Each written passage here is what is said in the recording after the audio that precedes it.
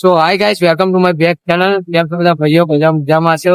તો આજે થઈ છે 22 તારીખ અને રામાપીરની બીજ થઈ છે, તો અમે રામાપીરની બીજ ભરવા જઈએ છીએ. તો તમે વિડીયોમાં બન્યા રહેજો. અને અમારા ભરતભાઈ કંઈક કહેવા માંગે છે. હા ભાઈ, કહેવા માંગે છે જય બાબા.